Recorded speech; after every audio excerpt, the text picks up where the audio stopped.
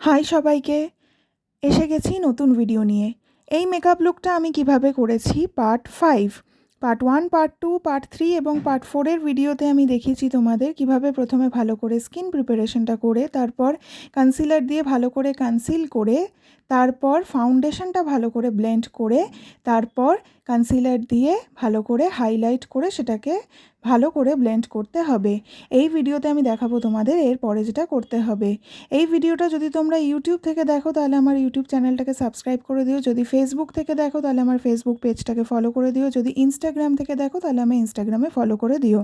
তাহলে চলো ভিডিওটা শুরু করা যাক। প্রথমে পাউডার দিয়ে মেকআপটাকে খুব ভালো করে সেট করতে হবে।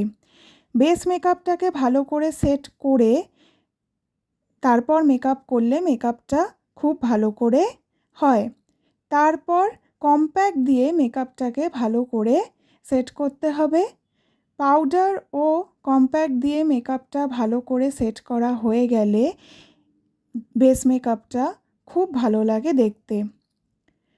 ভালো করে ব্লেন্ড করতে হবে কম্প্যাক্টটা।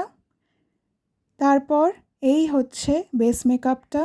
আজকের ভিডিওতে এই অবধি, বাকিটা দেখাবো তোমাদের পরের ভিডিওতে। এই মেকআপ লুকটা তোমাদের কেমন লাগছে সেটা জানিও কমেন্ট করে। আমি সব ধরনের ব্রাইডাল মেকআপ এবং পার্টি মেকআপ করি। যদি তোমাদের আমার কাজ ভালো লাগে, যদি মনে করো আমার কাছে সাজবে, তাহলে আমাকে বুকিং করতে তোমরা আমার সঙ্গে যোগাযোগ করতে পারো। এই ভিডিওটা ভালো লাগলে লাইক, শেয়ার, কমেন্ট করে দিও। তোমরা আর কী ধরনের মেকআপের ভিডিও চাইছো দেখতে সেটা জানিও কমেন্ট করে। চেষ্টা করব তোমাদের কমেন্ট দেখে সেই ধরনের মেকআপের ভিডিও করতে। আসবো নতুন ভিডিও নিয়ে। Thank you.